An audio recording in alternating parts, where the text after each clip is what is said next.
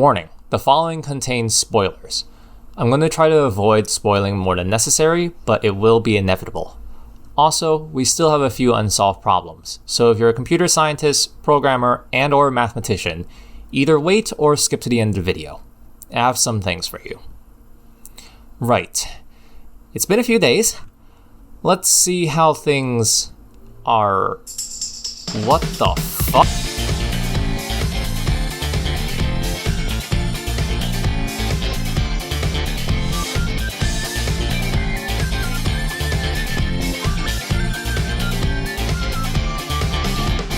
Now, as a disclosure, I'm not going to go into the super nitty-gritty details of how we figured out some things or proved our constructions rigorously. This is meant to be an update video. If I was going to detail all of these, then this video would effectively become part 2 of Dr. Zai's video, and I'm not going to steal that thunder away from him. Dr. Zai will be releasing a video on this with far better production quality than this one. Alright, let's do away with some quick misconceptions. This construction in my previous video does not work. I mentioned this in the pinned comment of that video. U12B Dragon also mentioned a construction similar to it, among others, but this is also not valid. The important takeaway from this is that it uses the geometric mean, so for a given size, the relationship between these two sides is a multiplication or a division by x. A multiplication or division by x only adds or subtracts to the power. This only extends to the negative powers of x, not fractional powers of x.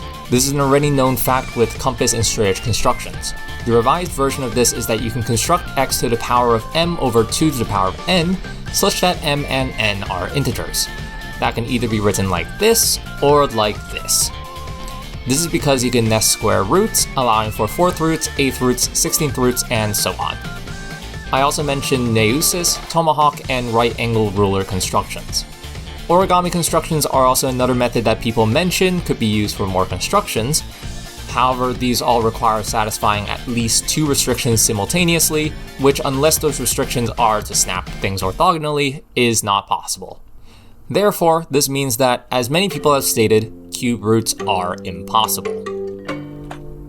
Anyway, so we discovered a construction for cube roots. It's impossible to construct a cube root under a restriction of the compass and straight edge, but we're not limited to those constructions anymore. Credits to Pop for being the first person to create a valid cube root construction. In this case, we can get cube roots using conic sections. A circle and ellipse intersection is sufficient enough to construct the cube root of x. I'll briefly explain why later. Another thing that people have gotten confused about is why you can't snap a circle to a line segment like this. The way that PowerPoint works is that shapes snap to other shapes via their bounding boxes. This is why I can snap this triangle to a line segment, this weird slice of this square even though there's no visual indicator for why they would snap, and why the circle does not snap to this line segment. Visuals don't matter. The issue becomes clear once bounding boxes are in the picture. Also, there is no ability to angle snap lines to being flat. Control and Alt don't do anything, and Shift only locks the angle, not the length. That said, there is another more generalized form of the original video's construction. Given an arbitrary length, even at an arbitrary angle, an orthogonal square of the same length can be constructed. I'll leave a diagram here which contains everything you need to know how to do this. Comment below if you know how this is done. This is what makes compass constructions possible. In the meanwhile, Dr. Zai was working on researching official constructions for each country flag. Thanks to the compass straight edge construction being proven versatile, the flag of Nepal is now constructible. However, this was how we discovered the existence of the impossible flag. More on that later. Next up, trigonometric functions of any rational fraction of a turn is possible. This is done using PowerPoint's SmartArt feature. Under the Cycles tab, there is a basic cycle infographic. Using this, you can click Add Shape on the top left corner, and it will keep adding circles around in a ring, all equidistant from each other. This lets you get any rational fraction of a turn angle you want. You can then convert it into shapes, and the bounding box's dimensions are just the cosine and sine of that angle. While this was being discovered, another front line people were tackling was the quintic root. We'll use k here for the length we want to take the quintic root of, just to avoid ambiguity in notation. Part of the reasoning why we could get the cube root of x out of k of a circle and ellipse is because both curves are of order 2. If you rearrange the intersection of two equations of order 2 into a root finding problem, the solution to the zeros will require at most a 4th order polynomial. What Pop and collaborators figured out was how to manipulate the intersections such that the quartic reduces to the following. So the method of solving for the quintic root was similar. To solve for the quintic root of x, we need to be able to have two curves that could form this construction. The simplest is an equation of order 3 and an equation of order 2, which becomes the equivalent of finding the following sextic polynomial. The good news is that we had access to curves which have order 3. The bad news is that we only really have one that's easy to work with. There was a lot of stuff that was put into trying to solve this. Turknecht, Pop, among others, were putting work into this. I'm skipping a lot of the details here, but here's the condensed summary. The shapes in PowerPoint are constructed using cubic Bezier curves. Cubic Bezier curves are some of the most versatile curves used in pretty much all vector art programs. The positions along the curve are plotted with respect to two cubic functions, one for the x-axis and one for the y-axis. Unfortunately, trying to solve for these is an absolutely painful experience. To reduce the headache, the Bezier curve should ideally be 1D. This means that for the case of the x-axis, its cubic definition should be a linear equation. For people who are familiar with Bezier curves by their control points, this is the same thing as setting the control points in equal distance apart on the x-axis.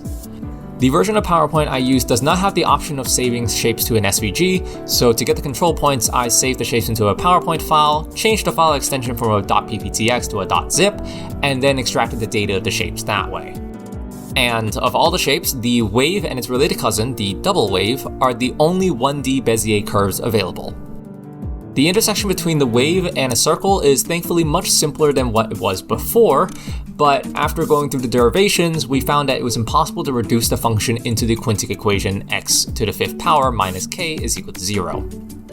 Thankfully, 2 days later, can I just mention again that somehow everything in this video was figured out in practically a week? I had a major breakthrough, which was that I could construct any cubic Bezier curve I want using smooth control point manipulation. This is a whole thing of its own, and I have an explanation of how this is calculated on my Discord server. By the way, this is where the PowerPoint vexillology community has decided to take base in. Zai's in here as well. Anyways, point is that you can construct any Bezier curve we want. QQ then told me that the three curves that should be constructed for this were x is equal to y squared, x is equal to y cubed, and x squared is equal to y cubed. These three curves can be constructed in the x domains of 0 to 1, 0 to 1, and -1 to 1 respectively, and then scaled as necessary to expand our domains. Together, these three curves not only trivialize square roots and cube roots, as you can just take in a particular horizontal length and get its corresponding square or cube root by intersection, but also solve quintic roots and septic roots. This means that together, we can solve for the square root, cube root, quartic root, quintic root, sextic root, septic root, octic root, nonic root, and decic root of any constructible x value. Unfortunately, we cannot construct an endecic root using this method, as this requires an order 11 polynomial, whereas the intersection between two cubics can only achieve at most an order 9 polynomial. However, with what we know about nesting roots, we can achieve anything of our liking whose prime factors are 2, 3, 5, and 7. We refer to these as the fundamental roots. Mathematically, it can be written like this. Okay, one last thing. Another thing that compass and straight edge construction cannot do is angle trisection, or any form of even division of the angle that exists outside of the same ring that roots were limited to. However, going back to smart art, we can easily divide any angle into any number of parts evenly. I don't know the details of this, I need to read up on it myself, but this was figured out by Number Basher, who also figured out how to get trigonometric functions for rational fractions of a term after I shared the basic cycle infographic method. Right, so, the post Zai made, the answer to which flag is unconstructible is...